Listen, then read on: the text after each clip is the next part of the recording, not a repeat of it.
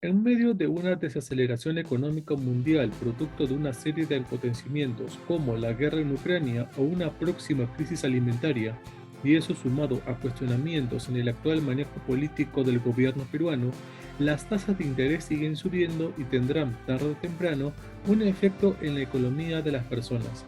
¿De qué manera? ¿Cuáles son? Acá lo vamos a ver.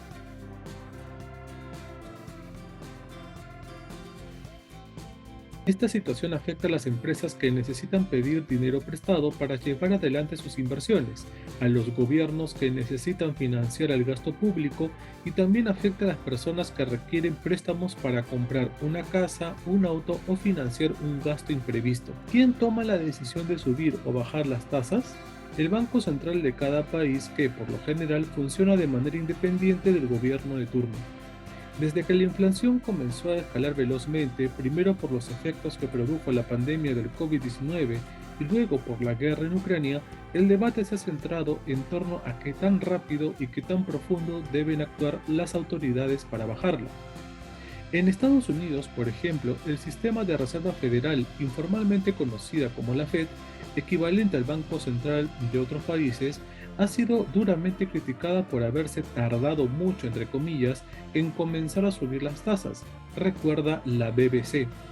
Por su parte, en Perú, el Banco Central de Reserva subió en mayo del 2022 en medio punto la tasa de interés de referencia, hasta el 5%, tras señalar que la inflación de los últimos 12 meses fue de 7,96% por el recrudecimiento de alzas significativas en los precios internacionales de insumos alimenticios y combustibles. El aumento significativo de los precios internacionales de energía y alimentos desde la segunda mitad del año pasado, es decir, 2021, acentuados recientemente por conflictos internacionales, ha conllevado a un fuerte incremento de las tasas de inflación a nivel global en magnitudes no vistas en muchos años en las economías avanzadas y de la región, aseguró el directorio del Banco Central en un comunicado. También informó que las expectativas de inflación a 12 meses se elevaron de 4,39% a 4,62% entre marzo y abril, por encima del límite superior del rango meta de inflación, indicó F. De todos los efectos que pueden tener el aumento en los tipos de interés, el más evidente es que logre controlar el aumento en el costo de vida.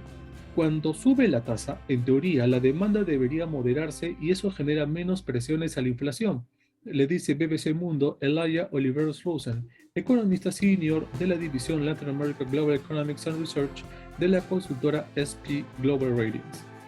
La subida de tasas es una tendencia global, agrega, pero advierte que ha avanzado a ritmos diferentes en distintas partes del mundo. Estas son algunas consecuencias más importantes que genera el aumento de las tasas de interés. 1. Es más caro pedir un préstamo al banco. La banca comercial te va a cobrar un mayor interés por prestarte el dinero, incluso si no pides directamente un préstamo pero utilizas la tarjeta de crédito. Esta funciona con una tasa variable. Si no la pagas a tiempo, entre comillas el castigo, llegará a través del cobro de intereses como más altos. Por otro lado, las empresas usan mucho el crédito para invertir de tal manera que el aumento de tasas no incentiva la inversión y a los países les encarece el costo de financiamiento fiscal. Eso hace que cuando emiten un bono tienen que ofrecer una tasa de interés más alta para convencer a los prestamistas de que están haciendo un buen negocio al facilitarle recursos. Es por eso que los capitales se mueven hacia los países que ofrecen tasas de interés más altas en busca de mejores retornos, le comenta Pablo Gutiérrez, investigador de la Universidad de British Columbia, a BBC Mundo. Ante esta situación, los préstamos con garantía hipotecaria cobran mucho mayor fuerza en los últimos meses, ya que puedes acceder a montos mayores a pesar de estar reportado en Infocor, por ejemplo, acá en Perú. Además, te ofrecen tasas competitivas y plazos de pago de hasta 120 meses. Favorece el ahorro.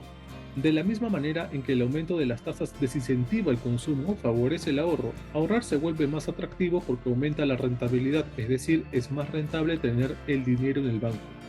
Subir la tasa de interés es como una forma de ponerle frío a la economía, señala Gutiérrez. Al final de cuentas, dice, hay menos masa monetaria en la economía y por lo tanto hay menos presiones inflacionarias. Pero el aumento de las tasas no es una receta mágica, lo que explica por qué en algunos países funciona mejor que en otros. Puede afectar el crecimiento económico. La ola global de subida de tipos de interés genera un efecto de moderación para el crecimiento económico, explica José Luis de la Cruz, director del Instituto para el Desarrollo Industrial y Crecimiento Económico de México.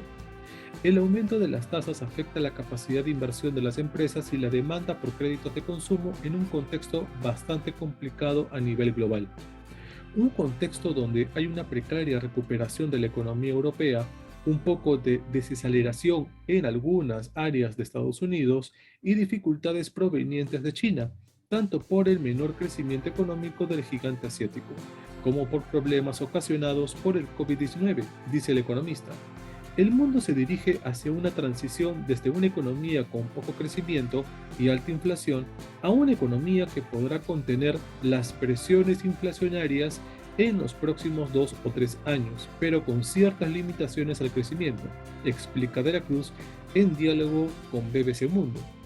En ese sentido, es una mala noticia para un mundo que viene saliendo de una de las mayores recesiones de los últimos 90 años y ahora nuevamente se vuelve a encontrar con un escenario económicamente restrictivo, pero por la presión inflacionaria, el aumento de las tasas de interés y el bajo crecimiento. De todos modos, así como la subida de los tipos de interés puede desacelerar el crecimiento, también puede bajar la inflación. Lo que está claro es que encontrar el equilibrio en las decisiones de política monetaria según las necesidades de cada país no es una tarea fácil. Por su parte, Scotiabank Research pronostica que en Perú la inflación continuaría al alza hasta alcanzar su pico en junio, con un ritmo de 9% y 10% respectivamente. A partir del séptimo mes se esperaría un quiebre en el ritmo de la inflación, debido principalmente a la base más alta de comparación. De aquí en adelante se prevé que la inflación persista como fenómeno global y que localmente los costos de producción continúen trasladándose progresivamente al consumidor. Se espera que la inflación descienda a partir del tercer trimestre y se sitúe alrededor del 6.4% hasta el fin del 2022. Recordar estas cifras no es para asustarse, sino para tomar mejores decisiones financieras basadas en análisis y relacionadas con la capacidad de pago. En este sentido, siempre tendrás a revisatucuentas.com para brindarte la mejor asesoría financiera con préstamos con garantía hipotecaria de libre disponibilidad.